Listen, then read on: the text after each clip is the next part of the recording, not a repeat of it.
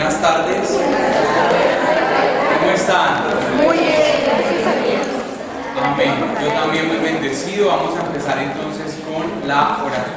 Oiga, ustedes todos los veo. Es que no nos alcanzó el Y rey. no crecen, no dicen que parece en nombre del Padre, del Hijo, del Espíritu Santo. Amén. Padre hermoso, te queremos pedir que nos sigas asistiendo con tu presencia, con tu amor en estos encuentros de lección divina, que seas tú el que nos instruyas. Yo me ofrezco como tu instrumento para que pueda transmitirles a ellos desde lo que soy, mi inteligencia, todo lo que tengo, todo lo que me has dado, el mensaje, que sea un mensaje eficaz.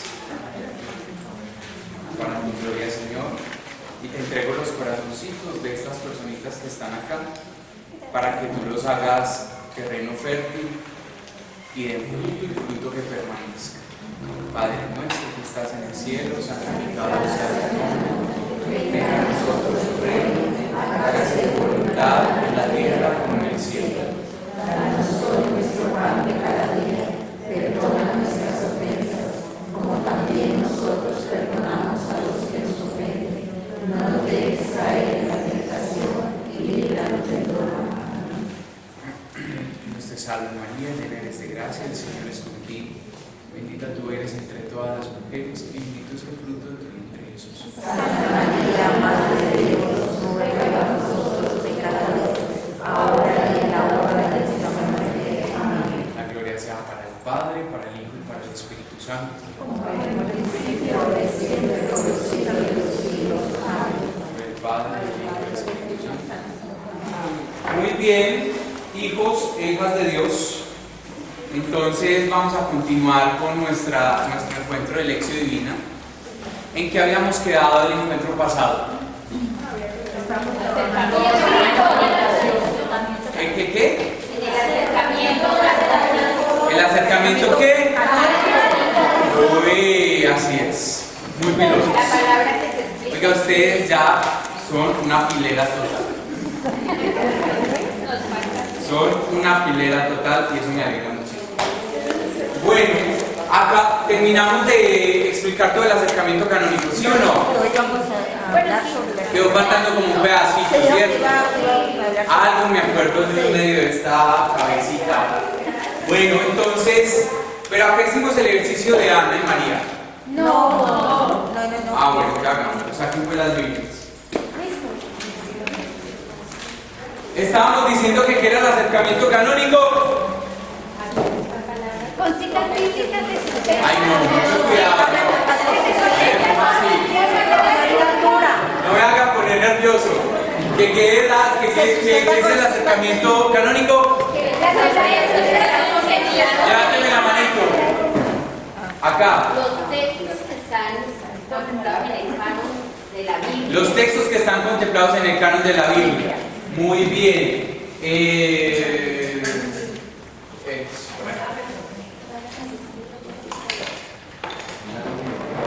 Listo, en el canon de la Biblia. Muy bien. ¿Qué más? Por acá. Se sustentan con los mismos textos canónicos de la Biblia. Muy bien. Textos sustentados con la misma Biblia. Muy bien. Muy bien. A partir de cuando Palabra se explica por sí misma. Muy bien. Todo eso sí es de todo lo que estamos haciendo. ¿Cómo dices? ¿A partir de cuándo se puede decir que un texto es canónico? Desde que la comunidad atribuye un texto a una autoridad normativa. Ajá, muy bien. ¿Qué más?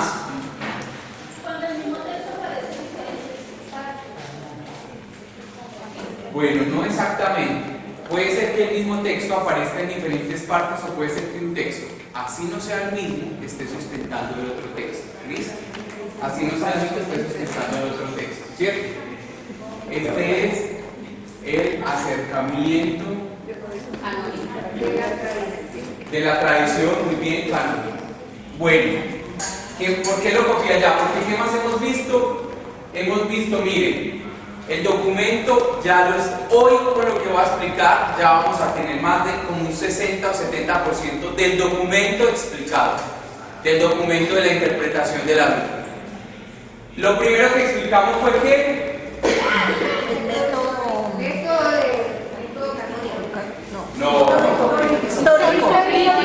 método histórico crítico. ¿Y qué dijimos del método histórico crítico? Que también en la página de los textos en algunas de las Dijimos que cómo era el método histórico crítico. Era sincrónico. Que es Diacrónico. muy bien, que es diacrónico. ¿Qué más dijimos de este método? Sincrónico. No, sincrónico no. ¿Qué más dijimos? que se encuentra en la ¿Cómo dices? No. ¿Cómo dices? Tiene en cuenta la Sí, historia. muy bien, que tiene un buen aval, pero ¿cómo se hace? O sea, ¿qué tiene ese método Tiene en cuenta para la Biblia? ¿Cómo dices tú? Tiene en cuenta la historia. Muy bien, historia. Se desarrolla mirando la historia. ¿Cómo más se desarrolla? De los textos antiguos. No, este no es ese, el método histórico crítico no es ese. tiempo. De los También textos tiene en cuenta textos las antiguos. formas, las fuentes, los Tiene en cuenta datos. las fuentes, muy bien. ¿Se acuerdan que les expliqué la fuente Q? Muy bien, el contexto.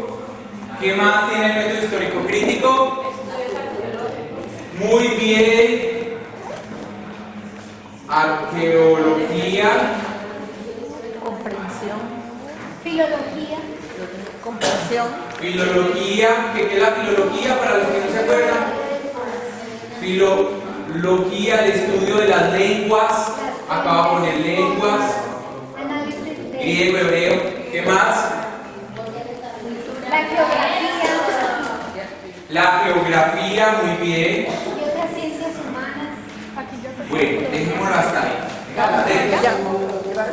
Recordemos que el método histórico crítico es diacrónico porque tiene en cuenta la historia y cómo uno puede interpretar un texto bíblico a través de este método. Mirando la historia de Israel, yendo pues los autores que se van hasta allá, miran entonces qué fue lo que pasó en ese momento, atención, qué fue lo que pasó en ese momento de la historia, la fuente, los manuscritos que dicen, el contexto, lo que hay antes, lo que hay después, la arqueología, que en esa época que yo les puse el ejemplo, que los arcos significaban tal cosa, que la entrada a la ciudad tal otra, ¿se acuerdan? La filología, o sea, las lenguas, que a través de esta palabra griega significa esto, que el Leví, que el Bartimeo, hijo de Bar, Bar quiere decir padre, en fin, hijo, entonces todo eso. Lo geográfico, que entonces que Emaús estaba ubicado a tantos kilómetros de Jerusalén, ese tipo de cosas, ¿cierto? Entonces todo eso, así hay una interpretación a través del método histórico crítico, que lo vimos ahí en el libro, que eso nos lo da los pies de página, recordemos, y en este caso, en este contexto, nos lo da el libro Una comunidad que lee el Evangelio de Marcos, que nos tira esas pautas de la explicación. ¿De acuerdo? Si nos acordamos, hoy les estoy haciendo un pequeño repaso de lo que ya hemos visto del documento. Todo esto era lo que leímos en el documento, que se nos hacía difícil entenderlo. Miren que ya ahora va siendo más claro, ¿sí o no? Sí. No los noté muy convencidos. ¿Sí está más claro o no está más claro? No me preocupe porque mi misión con ustedes es que todo quede muy claro. Y si no cumplo esa misión, me pondré muy triste. Bueno, método histórico crítico. Ya luego miramos el acercamiento literario. ¿Se acuerdan?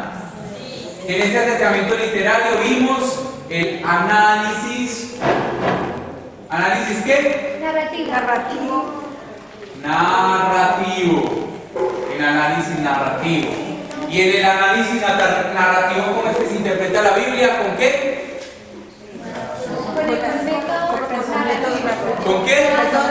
Personajes. Sitios. Sitios. Trama, muy bien.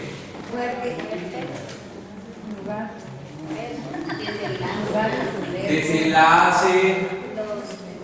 Desenlace, los verbos. Final. Tiempo. ¿Con qué más? Personajes, sitios, trama, desenlace, verbos, tiempo. No tiempo, pero tiempo ¿en qué sentido me dijeron tiempo? Porque, ¿cómo dices? Sin tiempo. O sea, esto es un método sincrónico. Sincrónico.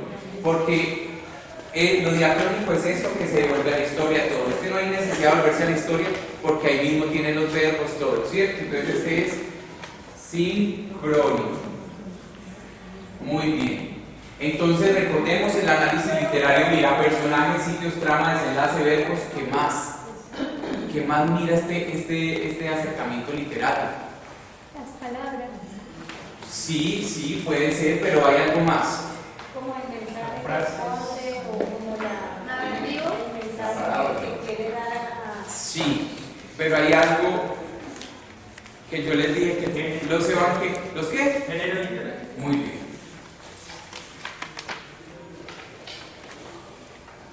Géneros literarios. Muy bien. Les estoy dando un recorderis, una refrescadita a la mente de lo que miren todo lo que hemos visto ya en el documento. Hoy pues les acabo de explicar lo del acercamiento canónico y les voy a hablar, voy a borrar acá esto para que el cuadrito me pueda dar.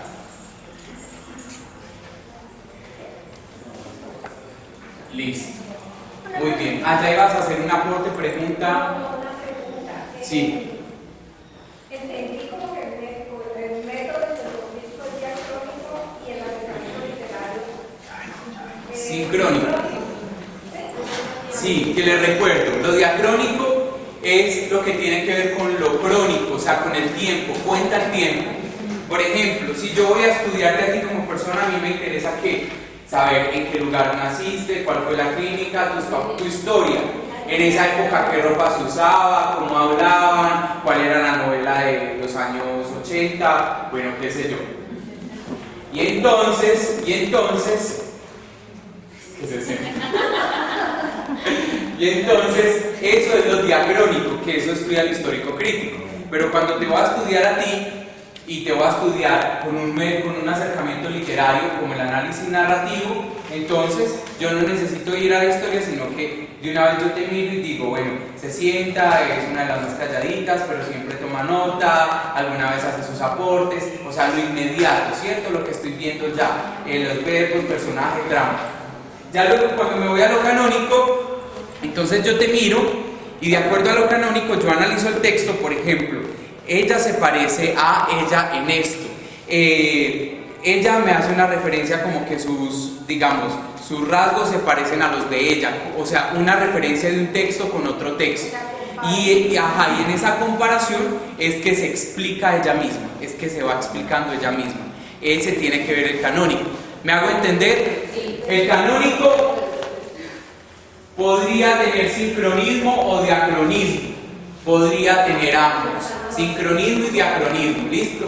Podría estar contando el tiempo o no, de pronto no. No hablo del tiempo que hay dentro de la narración, Jesús se fue 8 horas caminando, no. Hablo del tiempo, del tiempo hace 2000 años cuando se escribió el texto, ese tipo de cosas. Yo quiero que con toda sinceridad me digan, ¿les queda claro este recorderis o no les queda claro este recorderis? ¿Sí o no? Sí. Porque yo, de verdad, mi misión es que entiendan esto. Porque ya, mejor dicho, este módulo ya se nos está yendo. Ya se nos está yendo y ya vamos a pasar a ese tercero. Y en ese tercero ya vamos a subir otro escaloncito más. Vamos a subir otro escaloncito más. ¿Listo? Ahí vamos subiendo. Bueno, entonces después de ver estos, les voy a terminar de explicar lo del canónico. Para terminarles de explicar lo del canónico, les voy a poner un ejemplo plastilinudo. El ejemplo plastilinudo es que me van a buscar Lucas 1, por favor. Yo no sé si esto yo ya lo hice con ustedes, no la vez pasada, sino en el módulo 1, de pronto lo mencioné, es probable. Lucas capítulo 1, versículo 46 y siguientes. ¿Quién lo lee, por favor? Lucas capítulo 1, versículo 46 y siguientes. María dijo: mi alma canta la grandeza del Señor, mi espíritu festeja a Dios Salvador, porque se ha fijado en la humillación de su esclava, y en adelante me felicitarán todas las generaciones, porque el poderoso ha hecho grandes cosas por mí. Su nombre es santo, su misericordia con sus fieles se extiende de generación en generación. Despliega la fuerza de su brazo, dispersa a los soberbios de sus planes, derriba del trono a los poderosos y eleva a los amigos, forma de bienes a los hambrientos y despide vacíos a los ricos, socorre a ellos ciertos, recordando la lealtad prometida a nuestros antepasados en favor de Abraham y su descendencia para siempre. Muy bien. Ahora los invito a que busquemos Primera de Samuel. Primera de Samuel. Y en esa Primera de Samuel me van a leer, no, perdón, Segunda de Samuel. No, perdón, me estoy enredando. El libro es Primera de Samuel, capítulo 2. Primera de Samuel, capítulo 2. Versículo 1 al 10. Y alguien que me lea. Entonces Ana dijo esta oración. Perdón, antes de que la leas. Primera de Samuel, capítulo 2, versículos del 1 al 10. Primera de Samuel, capítulo 2, versículos del 1 al 10. Voz alta, por favor. Entonces Ana dijo esta oración: mi corazón es hundido en Yahvé, mi fuerza se apoya en Dios, mi boca se burla de mis enemigos, porque he gozado de tu socorro. No hay santo como Yahvé, porque nadie hay fuera de ti, ni roca como nuestro Dios. No multipliquéis palabras altaneras, no salga de vuestra boca la arrogancia. Dios de sabiduría es Yahvé, que juzga las acciones. El arco de los fuertes se ha quebrado, los que se tambalean se ciñen de fuerza, los arzos se contratan por pan, los hambrientos dejan su trabajo, la estéril da a luz 7 veces, la de muchos hijos se marchita. Yahvé da muerte y vida, hace bajar el Seol y retornar. Yahvé enriquece y despoja, abate y ensalza.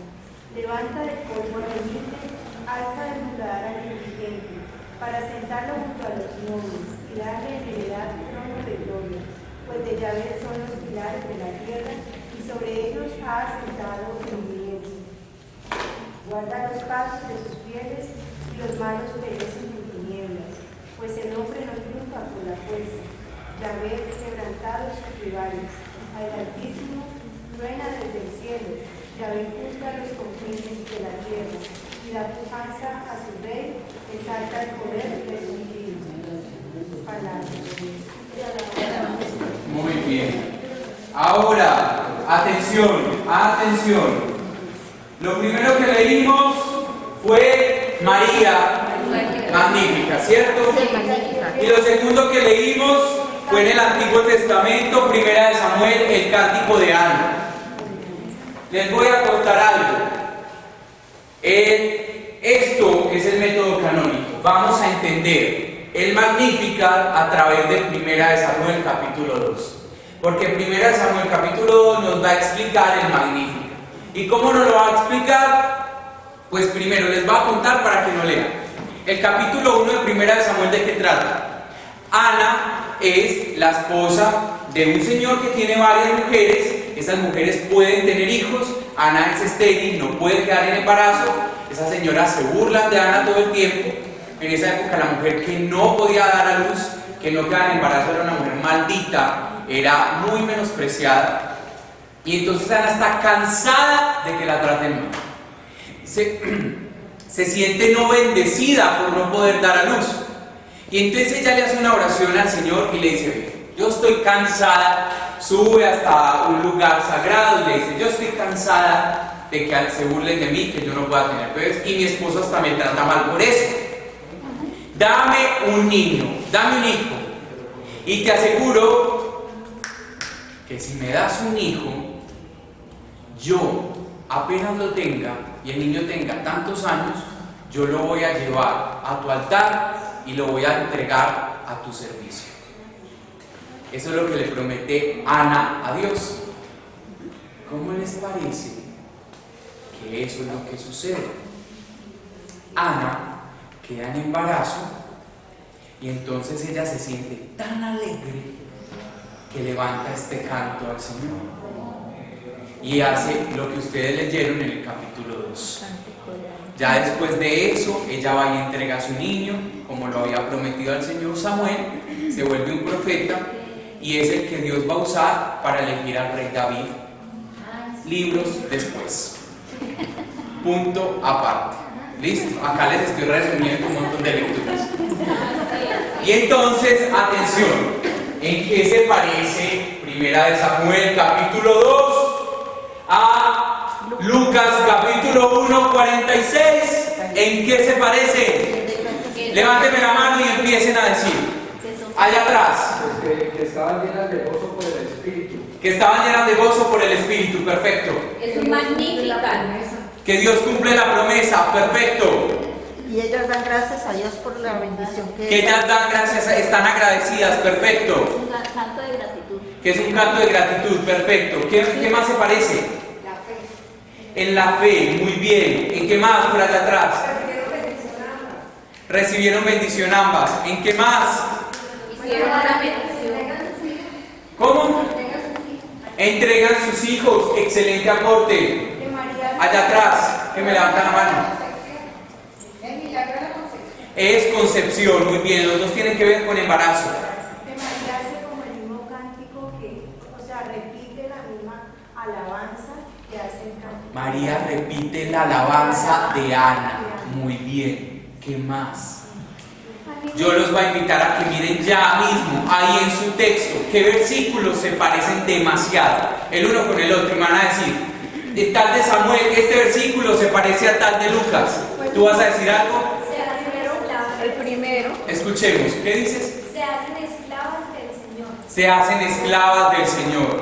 Eso susténtame. A ver dónde está ahí en los dos textos. Míralo, revísalo, por favor. mi corazón exulta, Escuchemos acá, miren lo que encontraron. Atención, ¿qué dice acá? mi corazón exulta en Yahvé y en el Magnificat, mi alma alaba la grandeza del Señor. Vuélvelo a leer, por favor. El cántico de Ana, mi corazón exulta en Yahvé, mi fuerza se apoya en Dios. Ajá. Magnífica es María, mi alma alaba la grandeza del Señor. Perfecto, dos versículos súper parecidos, casi sustentados el uno con el otro. Se refugia en Dios, mi Salvador. Muy bien. Y se apoya en Dios, Muy bien, mi fuerza. muy bien. Allá atrás, Vivi.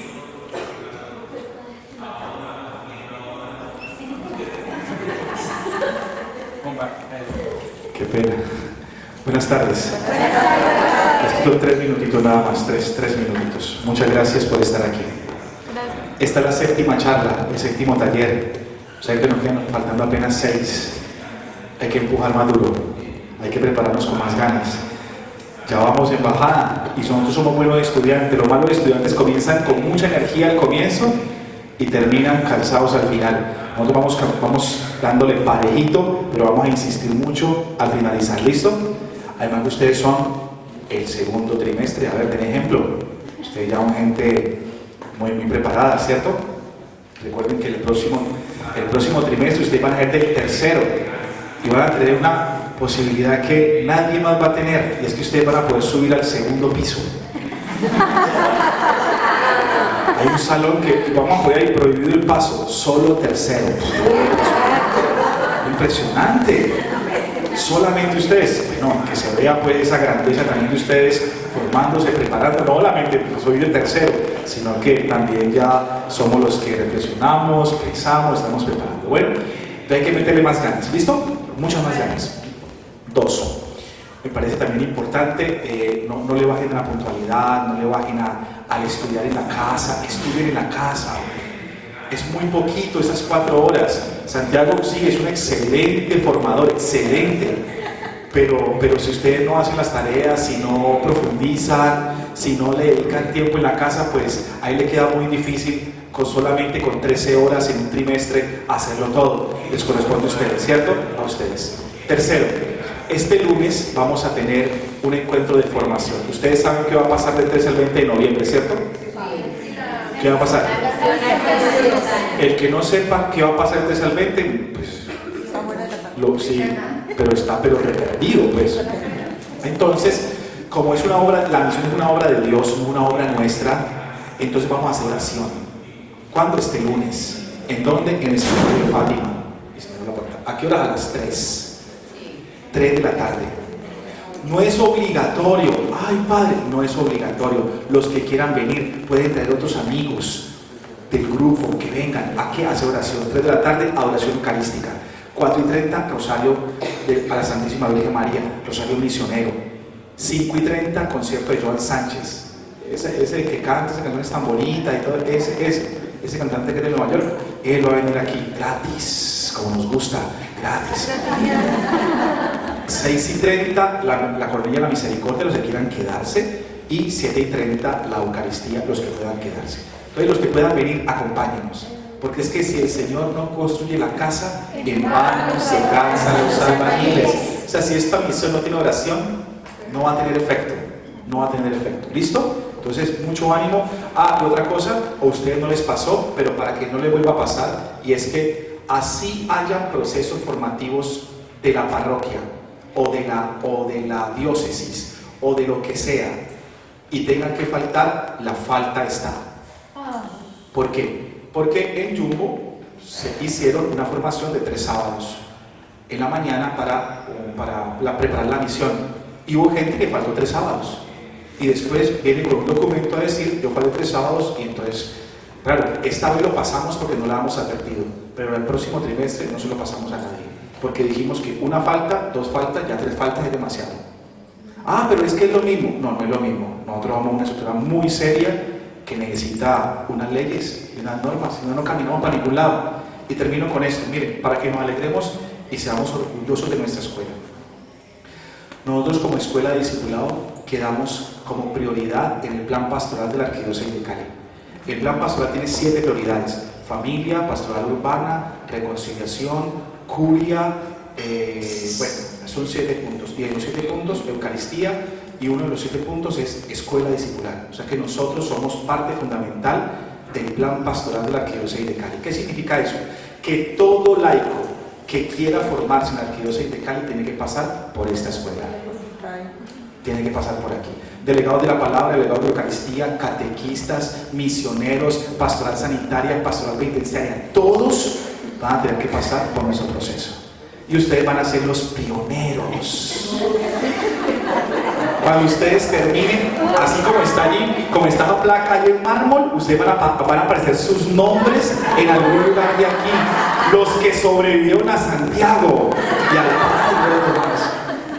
O sea que valor, fuerza, tenacidad, que detrás de nosotros vienen otros que también quieren seguir creciendo. Bueno, entonces vamos a tomarlo muy en serio, que vamos cada vez construyendo una mejor escuela. Que el Señor lo bendiga porque no es misa. Muy bien.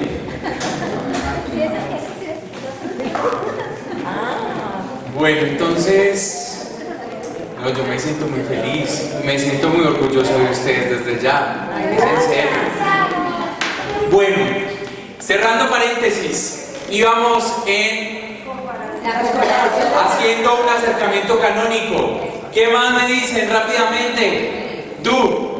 Dice, levanta del polvo al humilde, alza del muladar al indigente para sentarlo junto a los nobles y darle en heredad trono de gloria, pues de Yahvé los pilares de la tierra y sobre ellos ha asentado el universo. Ajá, eso está en 1 Samuel 2. ¿Y ahí? En Lucas. Derribó a los potentados de sus tronos, exaltó a los humildes, a los hambrientos colmó de bienes y despidió a los ricos con las manos vacías. Muy bien, muy bien. ¿Ven cómo se va explicando la palabra una con otra? ¿Sí ven cómo se va explicando? ¿Quién más tiene algo diferente a lo que ya han dicho? ¿Cuál es el tema? Un tema en común que tengan estos dos textos. La concepción. La concepción, sí. Por acá, que levantaron la mano. Sí, la alabanza. Es como una continuidad del Señor que rescata a su pueblo y está en la voz de la mujer. Está en la voz de la mujer. Miren qué importante, no lo habían dicho, la mujer es protagonista en estos dos cantos. O más bien, la mujer le da protagonismo a Dios en estos dos cantos. Pero es una mujer. Ana, hace muchos años atrás, Antiguo Testamento, María, Nuevo Testamento. ¿Qué más hay de temas ahí? Se exalta el poder de Dios. Se exalta el poder de Dios. ¿De qué más habla? La fe, La fe, muy bien. ¿Qué más? Sí, la misericordia, muy bien. ¿Qué más temas hay en común entre estos dos textos? Que las dos conocen las escrituras. Que las dos conocen las escrituras. Me parece que se destaca el resto de Yahvé, los anahuim, los humildes, los Muy bien, se resalta a los humildes, los pobres. Y tiene el siguiente contraste. En ambos textos hablan sobre ricos y hablan sobre pobres. Hablan sobre poderosos y hablan sobre los humillados. ¿Sí ven? Entonces este es un buen ejemplo para entender el acercamiento canónico. ¿Qué nos quiere decir esto? Que María, una cosa podríamos decir, María es como una nueva Ana. En otra época, en el Nuevo Testamento, podría ser una nueva Ana. ¿Qué más? Miren, no estoy viendo ninguna nota de pie de página, sino que con este ejercicio canónico, miren cómo estamos sacando, estamos explicando el texto. Es fiel a la palabra María, porque conoce de la palabra. Ya había leído 1 Samuel capítulo 2. Porque uno dice, María se inventó el Magnífica. No, María se leyó el Magnífica y posiblemente se sintió tan identificada con esa oración de Ana que María lo que hace es replicar la oración de Ana, porque se siente identificada con esa mujer que había leído alguna vez en 1 Samuel. Santiago, ¿cómo así? Sí, María era una niña judía, los judíos leían la palabra de Dios, ella había escuchado hablar de la palabra de Dios. Ellos no solo la leen, se aprenden los textos. Seguro ella se lo aprendió y en el momento en que se llenó de gozo, lo recitó, lo dijo. Ahora, ¿por qué Lucas es el único de los evangelios que trae el cántico de Ana en voz de María? Porque tal vez Lucas tenía un gran interés en poner en voz de María el canto de Ana. ¿Para qué? Para mostrar que así, un ejemplo podría ser, para mostrar que como Dios en el Antiguo Testamento tiene en cuenta a los pobres y los exalta, en el Nuevo Testamento ese Dios sigue haciendo lo mismo. Miren todos los mensajes que uno le puede encontrar a esto. ¿Qué más? Que el tema de los pobres y de los poderosos viene desde atrás y sigue, persiste en el Nuevo Testamento. Persiste en el Nuevo Testamento. María no es humillada por su marido porque no pueda tener hijos y no es estéril, pero sí tienen algo en común ambas, y es que María era del pueblito de Nazaret, ese pueblito por allá. Entonces ambas tienen cierta pequeñez, cierta situación de pequeñez. Aparte son mujeres y las mujeres, recordemos la posición de la mujer. Entonces miren todos los temas. ¿Y esto dónde lo estamos haciendo? Se está explicando en el mismo texto. Por eso yo quiero que ustedes vayan más allá, más al fondo del texto bíblico. Y miren cómo yo los vi, me encantaba cuando los veía haciendo esto. Tenían la Biblia así. Miraban acá, iban allá, miraban acá, iban allá y hacían esto. Claro, muy bien, así es. Ahora porque no hay tiempo, pero cuando llegues a tu casa hoy, mañana, ponte a subrayar estas cosas. Yo también lo hacía, en las clases uno no le da tiempo de todo, pero yo llegaba y me decías, ¿qué estás haciendo? Y yo ya en mi casa me ponía a subrayar porque yo decía, esto yo no lo puedo olvidar, esto me va a servir más adelante. Y llegaba y subrayaba las semejanzas que tenía para luego poderlo explicar como hoy lo estoy haciendo con ustedes, como ayer lo hicieron conmigo. Santiago, ¿se puede decir que el acercamiento canónico también es cuando un texto me habla del mismo personaje? Es decir, digamos, acá habla de Lucas pequeño, cuando estuvo con su familia. Un ejemplo puede ser esto. En los Salmos habla sobre el rey David. Y dice, grandioso el rey David por tal y tal cosa. Y resulta que cuando yo me voy por allá a Primera de Reyes, estoy diciendo cualquier cosa, pero no es Primera de Reyes exactamente, me hablan del rey David. Entonces, por ejemplo, si en los salmos me hablan del rey David sobre que cantaba, por allá en Primera de Reyes de pronto hablan que David componía cantos para Dios. Entonces miren que una cosa me sustenta a la otra. Eso es el ejemplo que estás poniendo. Ahora, no siempre funciona con los mismos personajes. Ana es diferente a María. Y no es que tengan la misma situación, pero tienen situaciones muy parecidas. Y Lucas lo que hace es que Lucas copia la oración de Ana y la pone en voz de María en su evangelio. Santiago, ¿eso quiere decir que María nunca hizo esta oración? No lo sabemos. Hay autores que dicen, es muy probable, María siendo una judía, que se supiera esta oración. Y por qué no, que la hubiera recitado apenas se hubiera quedado en embarazo. Otros dicen, pues no se sabe. Lo que sí sabemos es que Lucas sí quiso poner en voz de María esto. ¿Por qué? Porque Lucas está resaltando la imagen de María como una pobre que fue enaltecida. Y ambas observaciones teológicas son muy enriquecedoras. Ay, que no, que esta me da más tristeza porque es que yo quería que María la orara. No, ambas son ricas. Si María la hizo, preciosa, porque yo me imagino una niña de 13 años haciendo esta oración y me muero de la ternura. Pero si María no la hizo, también me encanta la capacidad que tuvo Lucas para mirar en María otra Ana y para mirar en María una pobre enaltecida. Precioso también, es un mensaje de Lucas muy lindo. Entonces sí me entienden la riqueza. ¿Y esto a través de cuál método? Acercamiento canónico. El literario, ¿se acuerdan de Recorriendo un día con Jesús? Módulo 1. El esquema que hicimos de Recorriendo un día con Jesús, que había que llenar los cuadritos, verbos, dónde, lugar, cuándo, cómo. Eso fue un acercamiento narrativo. Lo que pasa es que en esa época yo no les podía decir eso porque ustedes todavía me estaban gateando. Entonces yo no les podía decir eso. Ahora ya ustedes me lo entienden porque ya han crecido un poco más. Entonces ya entienden que ese ejercicio fue un acercamiento. Esto entró en la exégesis, dentro de la exégesis hicimos un acercamiento narrativo, lo hicieron ustedes sin darse cuenta. Hoy hicimos uno canónico entre todos. Y el histórico crítico, por ejemplo, cuando estudiamos el Bartimeo, en el libro identificamos algunas cosas que el autor nos decía que hacían parte del método histórico crítico, ¿cierto? Como que de pronto la casa de Pedro, ¿se acuerdan? Era la sede de Jesús. Eso salió de un método histórico crítico.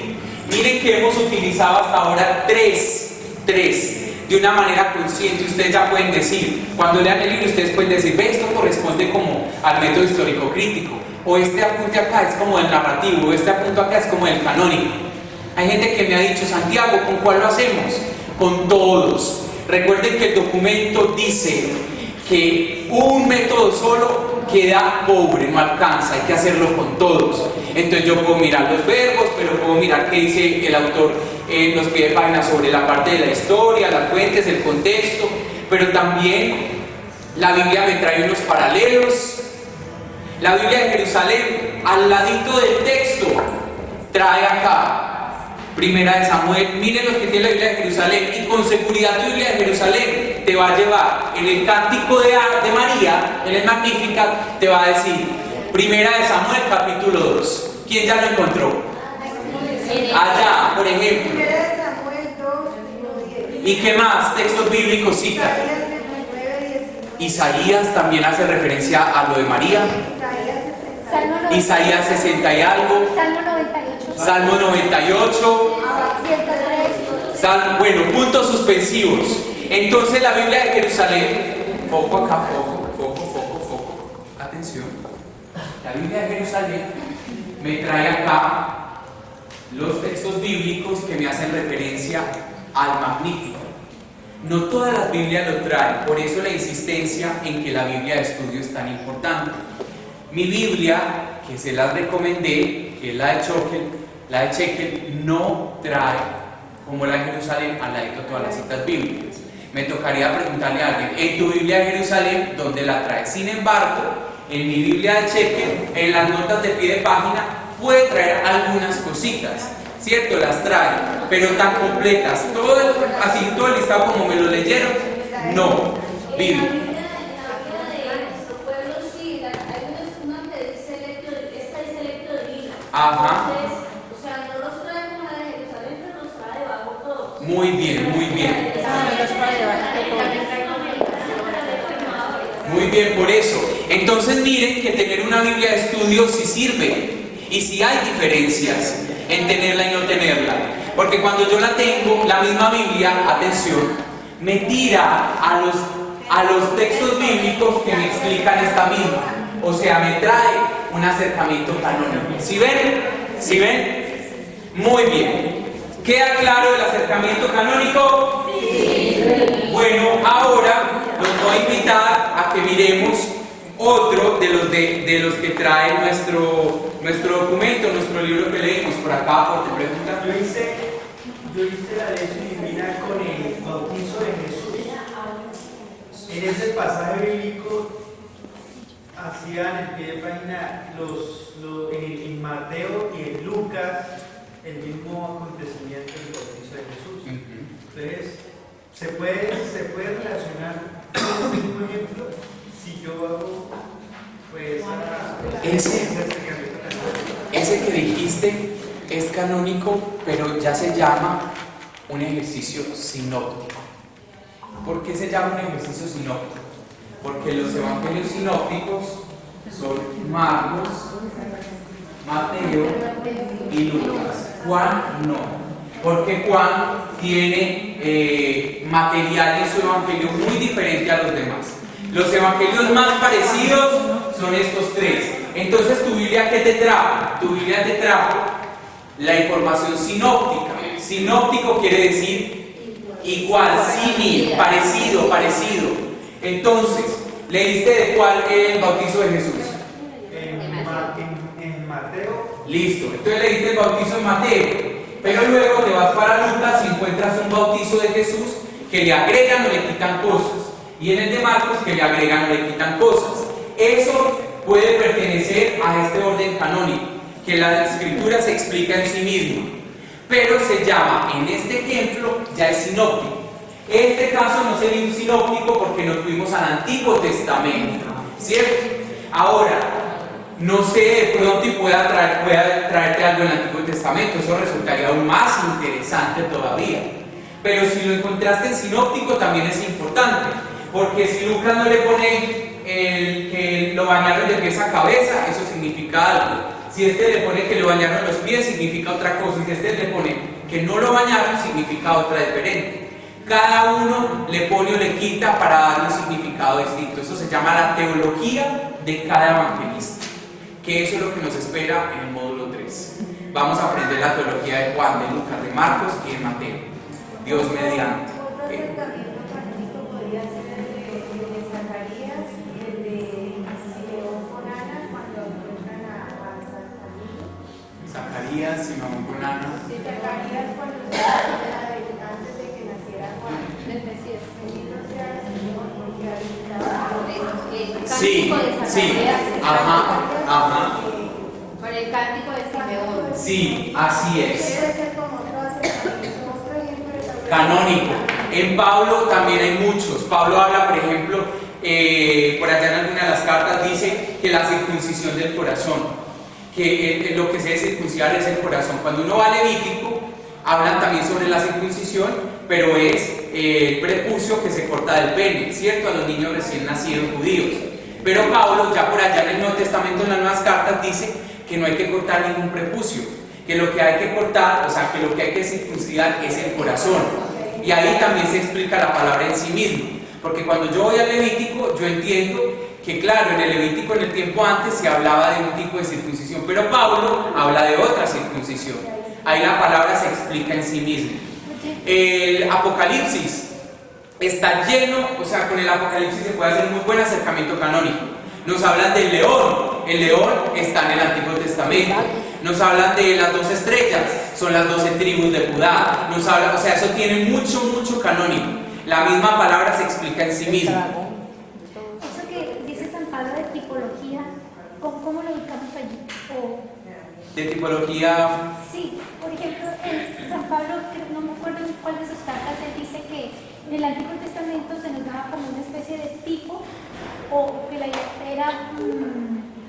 la pedagogía de Dios una especie de tipología, y que todo esto es lo que se viene a explicar en el Nuevo.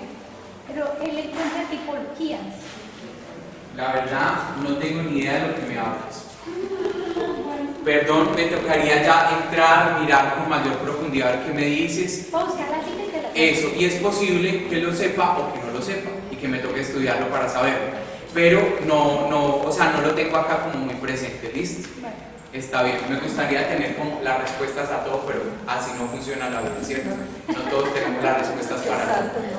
Listo, entonces acercamiento. El otro que nos trae acá el libro, que es el D, el punto D del documento, es el acercamiento a las ciencias humanas. Ese acercamiento a las ciencias humanas comprende tres conceptos muy importantes, que son lo sociológico. ¿Quién se acuerda de los otros? Antropológico, sociológico, antropológico y psicológico. Y psicológico, muy bien. Este acercamiento a través de las ciencias humanas nos explica la palabra de Dios desde la sociología, desde la antropología y desde la psicología. Los que se leyeron el documento, o sea, todos, que se acuerden de alguna cosita de esto. ¿Quién se acuerda de alguna cosita sobre esto?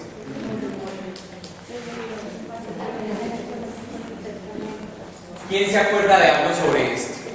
Vaya, busque su documento a ver si subrayó algo. ¿Quién se acuerda de algo de esto?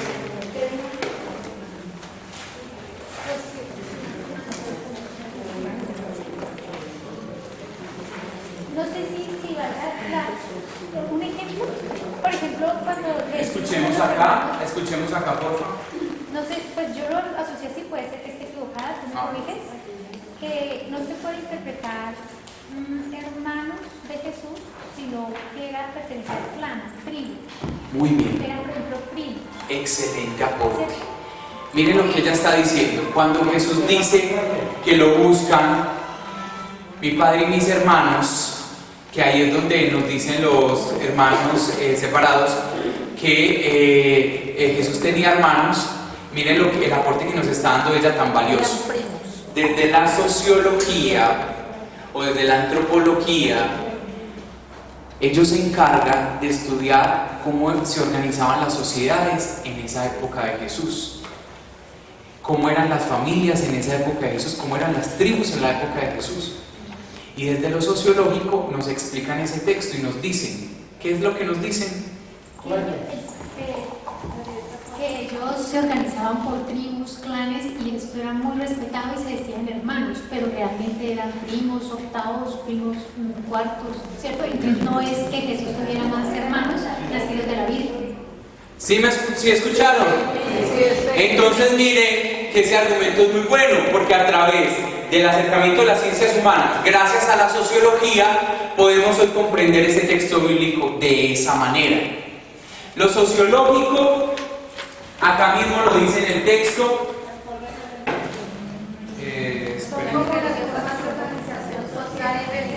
Muy bien, las formas de organización social y religiosa.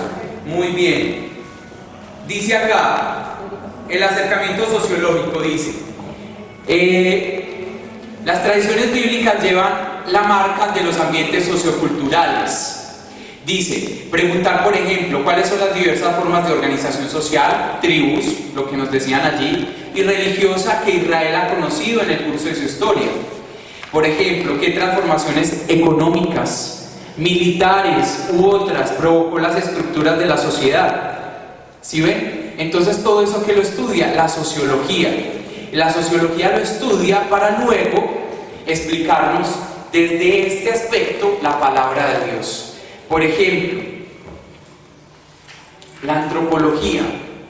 ¿La antropología en qué nos ayuda? la posición de la mujer en esa época. Entonces la mujer, porque era rechazada, porque había ese machismo.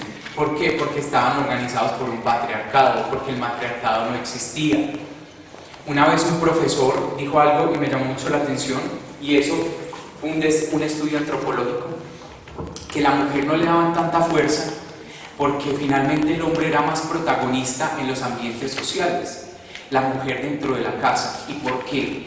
No por machismo, sino que la mujer, al quedar en embarazo, la mujer no podía salir y hacer todas las labores como si fuera un hombre, porque estaba en riesgo el bebé que llevaba en su vientre. Ya luego, aparte de todos esos meses que estaba en embarazo, todo el tiempo mientras cuidaba al bebé recién nacido y hacía las labores que el hombre no podía hacer, amamantarlo y este tipo de cosas. Entonces, desde un estudio antropológico, leyendo este documento, decía que por eso fue que se desarrolló un patriarcado, porque el hombre era más visible socialmente, era el que salía, el que hacía las vueltas, el que negociaba, el que hablaba con los demás, mientras que la mujer estaba ocupada en la maternidad. Entonces miren que eso como lo ubica uno en el sentido antropológico. ¿Cómo nos damos cuenta que se desarrolló eso? Desde la antropología, desde la antropología. ¿Por qué era tan importante en esa época que tuvieran bebés? Otro estudio sociológico. ¿Por qué? Porque en esa época no había el mundo no estaba tan poblado como ahora. Entonces la idea era poblar y poblar el mundo, y poblarlo y poblarlo y repoblarlo. Entonces, entre más hijos tuviéramos, más aportábamos a la tierra. ¿Sí me hago entender? Entonces, miren que esos datos, ¿cómo lo sabemos nosotros? A través de la sociología y la antropología. El libro que nosotros tenemos de una comunidad que lee el Evangelio de Marcos tiene datos sociológicos, antropológicos y psicológicos. Los tiene, sí los tiene. Nuestros pies de página los tienen, también los tienen, porque combinan todos estos métodos y acercamientos. Y está el psicológico, que ese Dios mediante se los voy a explicar el próximo encuentro. ¿Me entienden ya más o menos este acercamiento de las ciencias humanas? ¿Sí o no? Sí. Acá ya llevamos más de la mitad del documento que les puse a leer. Miren que ya se nos va aclarando el asunto. ¿Sí ven? Tarea para la próxima clase. Levánteme la mano quien tiene este libro, por favor. La mayoría. El que no lo tiene, como sé que algunos no lo tienen, las copias las tiene Caterina. Y los que lo tienen, escriban. Lo que me van a hacer, por favor, es que me van a leer la página de la 53 a la página 57. De la página 53 a la página 57. De la 53 a la 57. Nos habla sobre los géneros literarios, que pertenece a este acercamiento narrativo. Yo sé que ustedes tienen un bache en los géneros literarios, porque no lo trabajamos casi en módulo 1. Ese bache lo voy a llenar con esta tarea y lo vamos a examinar el próximo sábado. Me van a leer, son 3 hojitas apenas, miren, 3 hojitas. Me van a leer esas 3 hojitas y hay 9 ejercicios, 9. Esos 9 ejercicios, escuchemos, después estamos preguntando, escuchemos. Esos 9 ejercicios es 9 géneros literarios diferentes y nos ponen una cita bíblica por género literario. Tú vas a leer género literario histórico, cita bíblica, Isaías no sé qué, te vas a Isaías, lees Isaías, identificas por qué es histórico. Género literario de parábola, vas a la cita bíblica, lo lees, identificas, no hay que hacerle lección ni nada de eso. Mirar en esos 9 ejercicios cada cita bíblica, por qué nos están diciendo que pertenece a ese género. Ahí mismo nos dice esa cita bíblica a qué género pertenece. Entonces lo vamos a leer y así vamos a aprender a identificar cada género literario. ¿Para qué? Para en el momento en que hagamos la exégesis, segundo punto de la lección divina, en el análisis narrativo podamos identificar más fácil en qué género literario estamos leyendo. Van a hacer esto y el próximo sábado nos vemos acá, revisamos esa lectura, termino de explicar el acercamiento de ciencias humanas y bueno, continuamos con otras cosas más. ¿Entendido? Sí. Bueno, hagamos eso bien juicioso y leamos esos textos para que nos aprendamos esa parte de los géneros literarios. Muchas gracias, Dios los bendiga.